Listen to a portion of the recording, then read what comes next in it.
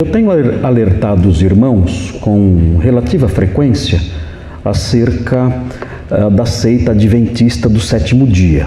Eu tenho falado para os irmãos várias vezes sobre os perigos dessa seita.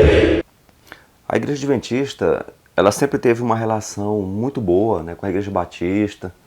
Sempre a gente teve aquela parceria, né? Mas eu não entendi nada, porque o pastor Marcos, da Igreja Batista da Redenção, ele fez um discurso, né, destilando aí muito ódio, um discurso grosseiro, um discurso infundado. De certa forma, ele só faltou mandar acender novamente as fogueiras para queimar os adventistas. Então eu venho aqui para dar algumas respostas, né? Conforme as acusações, né, falsas que ele levantou contra a Igreja Adventista. Essa seita é considerada uma seita, e de fato é, porque essa seita ensina coisas que não fazem parte da ortodoxia cristã. Tanta igreja por aí, tanta igreja que faz coisas absurdas, igrejas que são verdadeiras seitas. Eu não vejo nenhum pastor, nenhuma igreja se levantando para combater essas heresias. Mas a Igreja Adventista tem sido alvo. Não tem nada na Igreja Adventista que leve ela a ser adjetivada como uma seita. A Igreja Adventista é uma igreja cristã, é uma igreja que segue Cristo, é uma igreja que segue a Bíblia. É uma igreja que, infelizmente, tem sido acusada pejorativamente de seita. Isso também não é novidade, porque quando você abre a Bíblia, no capítulo 24, verso 14, você vê lá que eles chamavam a igreja de Paulo de seita.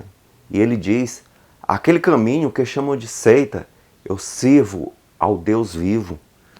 E também no capítulo 24, no versículo 5, Paulo era acusado de pertencer à seita dos nazarenos. Então, normal, né, que as pessoas que odeiam a verdade chamem aquela igreja, né, que você vê que segue a Bíblia, de seita. Isso é normal, porque acusaram Paulo da mesma forma. Que a seita adventista ela tem doutrinas estranhas demais, que não tem nada a ver com o cristianismo.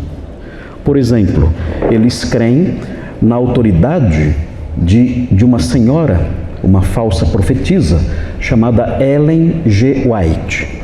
Existe aí uma infinidade de falsos profetas que biblicamente são caracterizados como falsos profetas. Nessas eleições, praticamente em quase todas as igrejas se levantaram pessoas profetizando que Jair Bolsonaro seria eleito, né, seria reeleito como presidente, e não aconteceu. Então, quando o profeta profetiza uma coisa que não acontece, isso o caracteriza como um falso profeta. No Brasil, a igreja evangélica se tornou uma bagunça. Então as pessoas fazem acusações levianas. Mas nos Estados Unidos, vários teólogos analisaram biblicamente o dom profético de Ellen White. E a conclusão foi que não há nada nela que a caracterize como uma falsa profetisa. Primeiro, a Bíblia diz que pelos frutos conhecereis. Ela teve 70 anos de ministério. E a vida dela foi uma vida coerente com aquilo que ela pregava.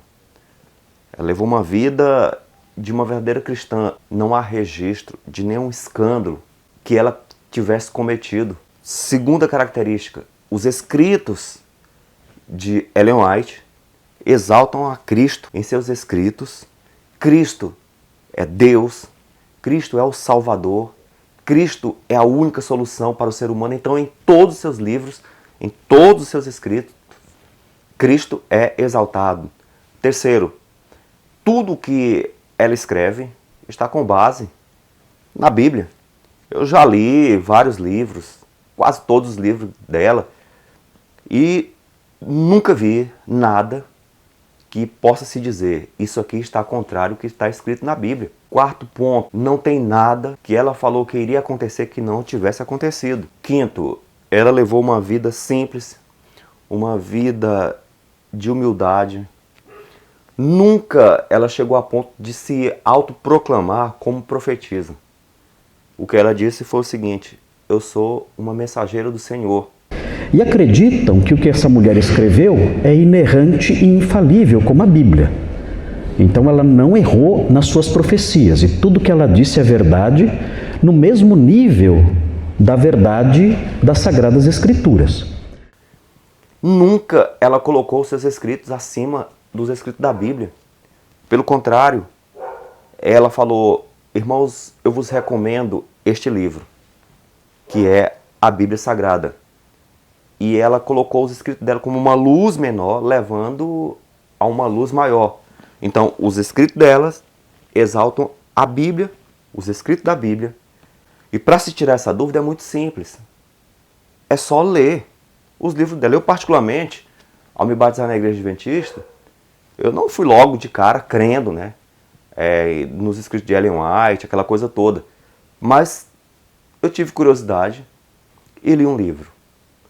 E depois li outro, e quanto mais eu lia, mais eu gostava. E quanto mais eu lia, mais eu percebia que todos esses escritos estavam de acordo com a Bíblia. Então, eu passei a aceitar os escritos, não porque a igreja me impôs, não porque a igreja me fez uma lavagem cerebral, não. Foi porque eu li. Então, quem lê vai entender se é de Deus ou não. Não há uma doutrina sequer que alguém possa dizer: essa doutrina foi ensino de Ellen White. Eu tenho aqui comigo este livro. Esse livro aqui é o Nisto Cremos. É o que relata todas as doutrinas da Igreja Adventista, que são 27 doutrinas.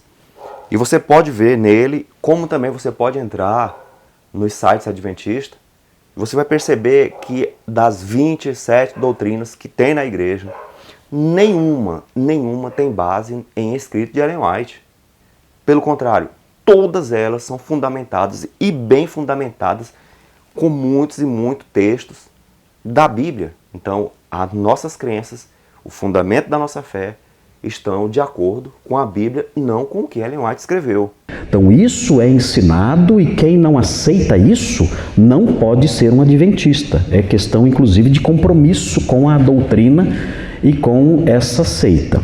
Ninguém é excluído da igreja, ninguém é rejeitado na igreja adventista por não acreditar em Ellen White. Isso aí não existe, é uma falsa acusação. Particularmente, como eu já falei, ao entrar para a igreja, eu não era muito simpatizante disso. Tem muitas pessoas na igreja adventista que não aceitam os escritos de Ellen White, mas nem por isso são excluídos, não. Agora, é impossível alguém ler os seus escritos e dizer que não estão em conformidade com a Bíblia e não dizer que vem de Deus. Outra doutrina falsa que é ensinada, entre muitas outras, é a ideia, é o ensino de que Jesus está agora continuando a sua obra de expiação no céu. Ele não consumou a expiação dos nossos pecados na cruz do Calvário. Não foi assim. Ele ainda está realizando esse trabalho, ele está fazendo expiação pelos pecados ainda dos homens ali, no céu agora. Esse ponto eu acho interessante, porque eu acredito que o pastor Marcos, ele não deve ter estudado teologia direito e provavelmente ele nem sequer estuda a Bíblia direito, porque dizer que a obra expiatória de Cristo se consumou na cruz é um erro grosseiro. Por quê? Obviamente que ao morrer na cruz, ele pagou o preço corporativo do pecado da humanidade. Então, a obra de expiação foi consumada ali, ele derramou sangue por toda a humanidade. Até porque a salvação, ela é individual. E na Bíblia tem vários textos, por exemplo, 1 Timóteo 2,5, diz que há um só Deus e um só mediador entre Deus e os homens, que é Cristo Jesus.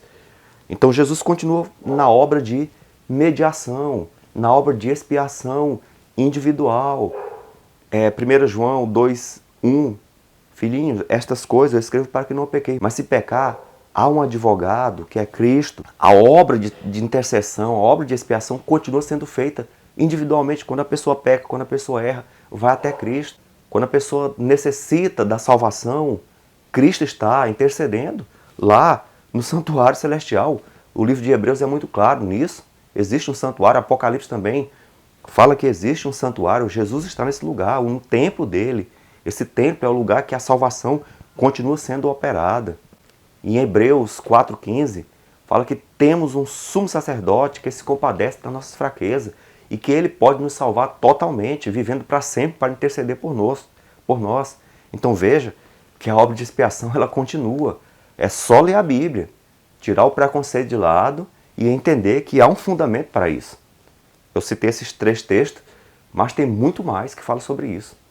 São coisas estranhas. De onde vem isso? Dessas visões dessa senhora. Essa senhora, inclusive, acredita e ensinava que há vida em outros planetas e que nesses outros planetas há uma árvore da ciência do bem e do mal. Mas os ETs foram mais espertos do que os terráqueos. E os ETs não comeram da árvore da ciência do bem e do mal e estão então santos.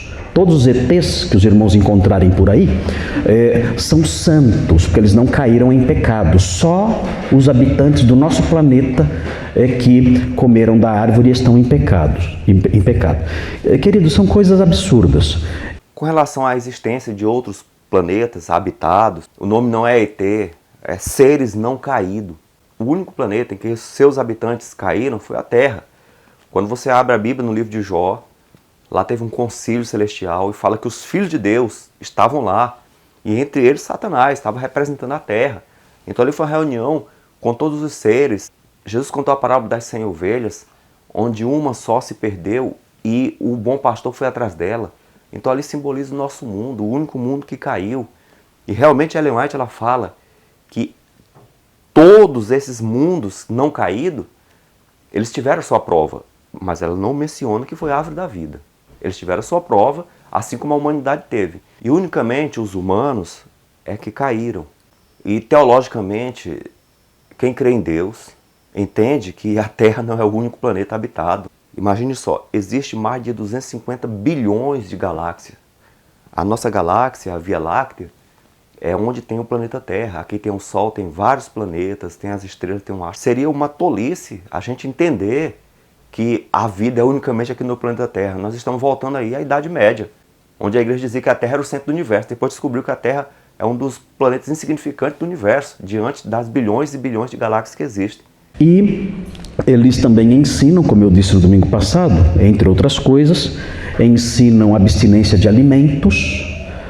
É pecado tomar café, é pecado comer presunto, não importa a marca, pode ser Sadia, pode ser Seara, é pecado comer presunto, qualquer carne de porco é pecado comer, outros alimentos também são proibidos. Isso também é um equívoco. A Igreja Adventista não tem abstinência de alimento. Não, aquilo que é alimento, Deus deixou para que seja consumido. Agora, meu amigo, você dizer que porco, que cachorro, que cigarro, que cachaça, você dizer que isso é alimento, então você está equivocado. Isso aí são outras coisas. Mas a Bíblia, lá em Levítico, no capítulo 11, no Antigo Testamento, tem a relação dos alimentos que o homem pode consumir, inclusive dos animais. O bom é que o homem não coma carne, mas quer comer, lá tem a seleção. Animais limpos e animais imundos. E também no Novo Testamento, no capítulo 11, versículo 8 de Atos, no capítulo 10, verso 14, ali está as palavras de Pedro: Senhor, nunca coisa imunda entrou na minha boca. Então não venha com esta dizer que a igreja faz abstinência de alimentos. Não. Aquilo que é alimentos, a igreja não proíbe. Agora, aquilo que não é alimento, que muitas pessoas estão consumindo por aí, isso sim. Então, a igreja, ela segue o que está escrito na Bíblia. E ensinam também guarda de dias, dizendo que, inclusive, se você não guardar o sábado e guardar o domingo, como eu disse na semana passada, essa é a marca da besta. Eu tenho certeza absoluta, até porque eu já visitei muito a Igreja Batista, já li muito sobre a Igreja Batista, tenho relação com pessoas da Igreja Batista. Eu nunca vi nada em que a Igreja Batista aprovasse o adultério, o assassinato, a idolatria, a blasfêmia contra Deus, o adultério. Eu nunca vi nada disso. Espera aí, lá onde está escrito, para não adulterar, para não roubar, para não matar, para não adorar ídolos, para não blasfemar contra Deus, é onde está escrito também para guardar o sábado. Tá? E Tiago 2,10 deixa claro, peraí, guarda toda a lei, só tropeça em um só ponto. Então isso aí é mais um dos equívocos, né, que a igreja tem, e o pastor também, de certa forma, ele foi infeliz nessa colocação, e estão sendo infeliz. Por quê? Porque a lei de Deus, ela é completa, ela é integral. Então, tudo que Deus escreveu ali, está no Velho Testamento, está no Novo Testamento, está em toda a Bíblia, espalhado em vários textos, onde é muito claro, toda a lei deve ser guardada. E o sábado também. E se você não guardar o sábado e guardar o domingo, como eu disse na semana passada, essa é a marca da besta. Para muitos pastores da Igreja Batista e de outras denominações, eles acreditam que a marca da besta é um chip, é um código de barra. A internet está cheia de vídeos aí falando sobre isso. Mas na verdade, quando você abre a Bíblia em Apocalipse 13, a questão ali é a adoração. A questão ali é mais séria, é uma questão espiritual, não é uma questão meramente social. A marca da besta vai separar os filhos de Deus e os adoradores da besta. Em Apocalipse 13, fala que a besta é um deus, porque será adorada. Segundo, fala que será levantada uma imagem para a besta. E terceiro, fala que tem o nome de blasfêmia. Então, aí está os 3 primeiros mandamentos. A marca da besta será algo contra a lei de Deus. E, obviamente, não é que o domingo é a marca da besta, mas é a transgressão da lei que vai ser imposta pela besta, como diz lá em Daniel 7:25, onde esse sistema ele mudaria os tempos e as leis, então vai ser um ataque à lei de Deus. E o Apocalipse, a resposta para os seus símbolos, que é um livro simbólico, está no Antigo Testamento. Está em toda a Bíblia. E o único lugar na Bíblia que fala dessa marca na mão e na testa é em Deuteronômio 6, no conhecido como Shema Israel, ouça Israel, onde lá diz, atarás essa lei, né, no frontal dos teus olhos e na tua mão. Ou seja, qualquer pessoa da época em que João escreveu o Apocalipse iria entender que a marca da besta seria uma oposição a Deuteronômio 6. Ou seja, uma lei falsa seria levantada, um sistema que iria anular a lei de Deus. Então, de acordo com a Bíblia, nós estamos corretos. A marca da besta será algo contrário à lei de Deus, leis humanas em detrimento da lei de Deus. E o resultado vai ser que os fiéis a Deus permanecerão do lado de Deus. Logo, a única igreja verdadeira é a igreja que guarda o sábado, que é o adventismo do sétimo dia. Então, esses são alguns dos ensinos dessa seita. Isso não tem nada a ver com cristianismo, isso não é cristianismo. A igreja adventista, ela não é a única verdadeira. Ninguém nunca falou isso. Ninguém nunca mencionou isso. Não há nada na literatura adventista que dê base para isso. Não é uma igreja exclusivista, mas entenda, quando começou a reforma protestante, e essa reforma se consumou, e que caiu por terra o poderio da Igreja Católica, não significa que a reforma parou ali. Essa reforma, ela é contínua. A Bíblia diz, crescei na graça e no conhecimento de nosso Senhor Jesus Cristo. O problema é que as igrejas históricas, elas pararam com a reforma. Não avançaram. Um credo fixo. A Igreja Adventista avançou. Praticamente a maioria das doutrinas da Igreja Adventista vieram das igrejas históricas. A justificação pela fé veio da Igreja Luterana. O batismo veio da Igreja Batista. Na verdade, hoje, as igrejas não são mais chamadas de igrejas protestantes, porque elas não protestam mais contra o catolicismo. Pelo contrário, se aliaram. Aliaram-se em 2 pontos. Transgressão da lei de Deus. Quem mudou os tempos e as leis? A Igreja Católica, que mudou o sábado. A guarda do sábado para o domingo foi a Igreja Católica. A doutrina da imortalidade da alma é uma doutrina católica. A doutrina do inferno é uma doutrina católica.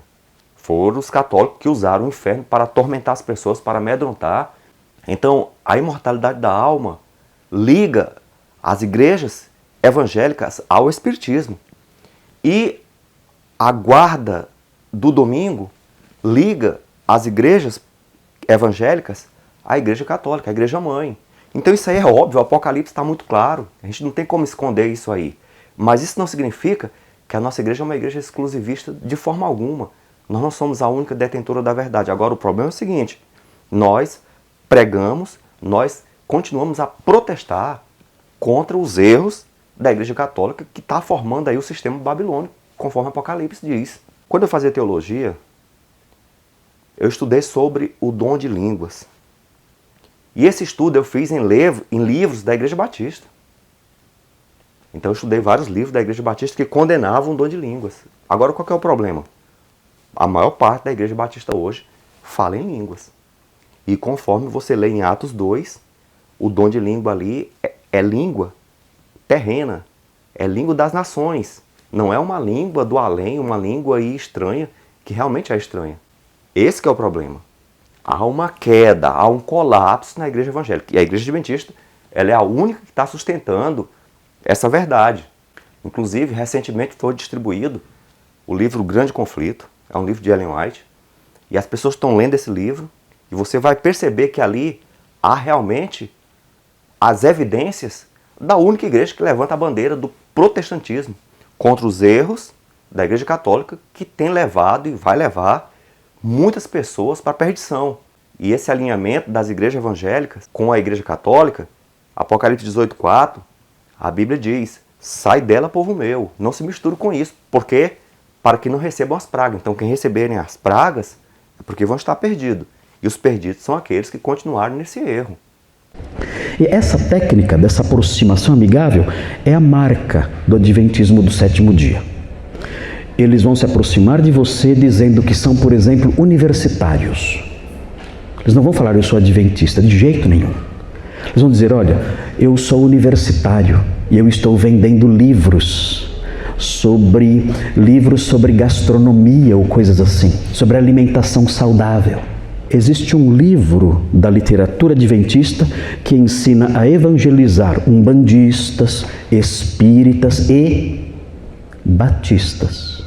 Batista não considera você crente, não considera você salvo, absolutamente nada disso. Nós entendemos que a salvação está em Cristo. A salvação não está na igreja adventista, a salvação não está na igreja batista. E entendemos que cada um será julgado conforme a luz que recebeu.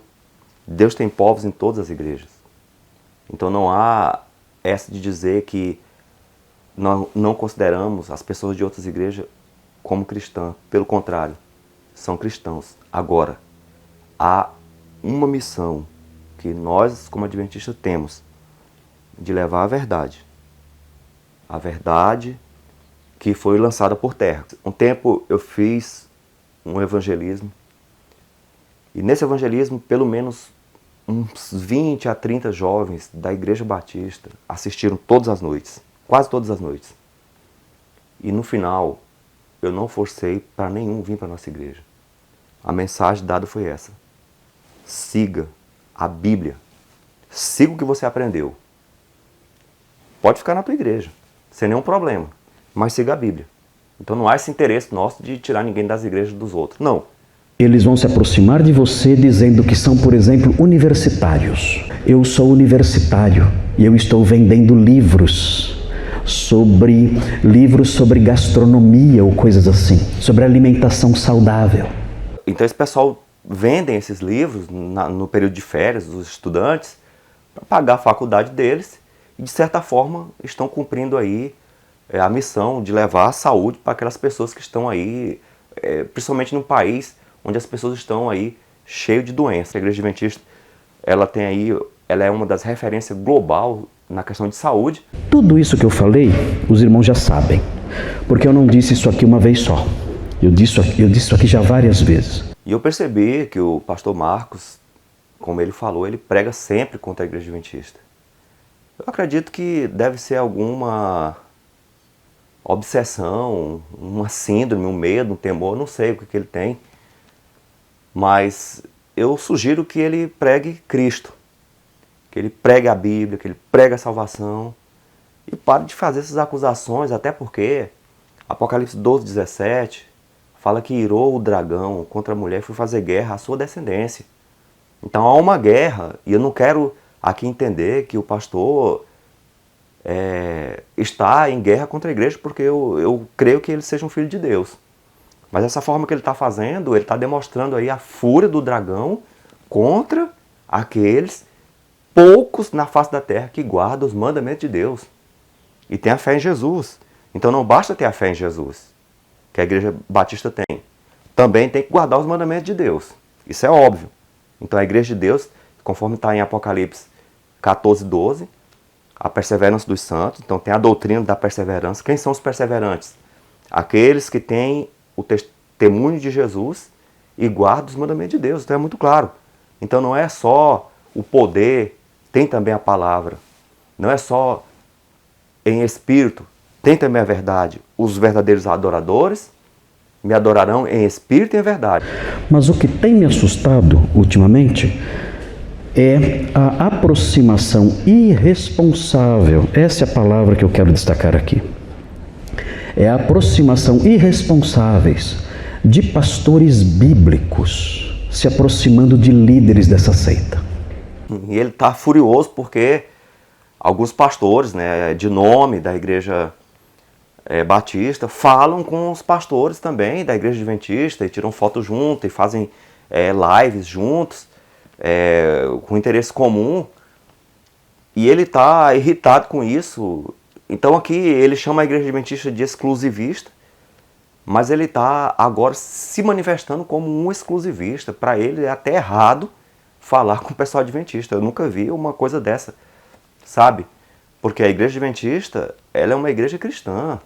A igreja adventista, a salvação é unicamente em Cristo. E todas as nossas crenças, nós estamos fundamentados na Bíblia. E a prova disso, qualquer doutrina que nós temos, que alguém se levantar, nós temos aí dezenas e até mesmo centenas de textos na Bíblia que comprovam a nossa fé.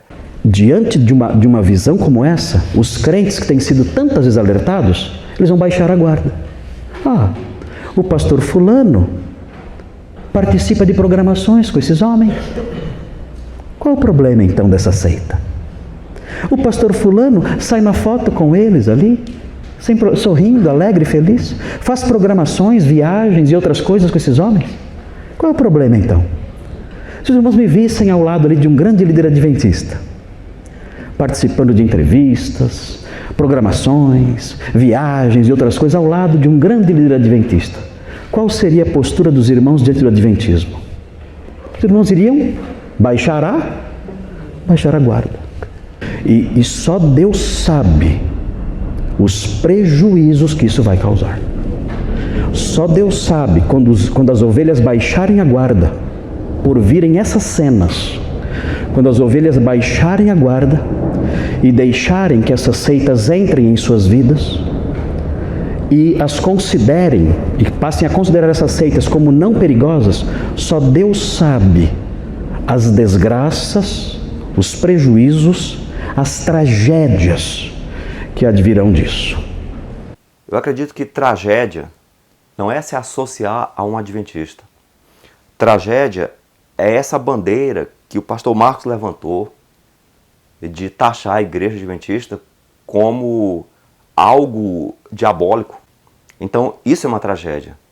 Até porque no livro de Mateus, no capítulo 12, versículo 31, Jesus diz: todo pecado e blasfêmia serão perdoados aos homens, mas a blasfêmia contra o Espírito Santo não será perdoada. Então, o que é a blasfêmia contra o Espírito Santo?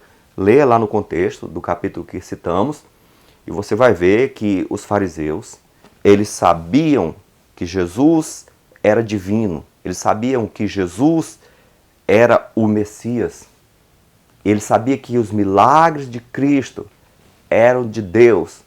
Eles atribuíam aquelas coisas a Satanás, conscientemente.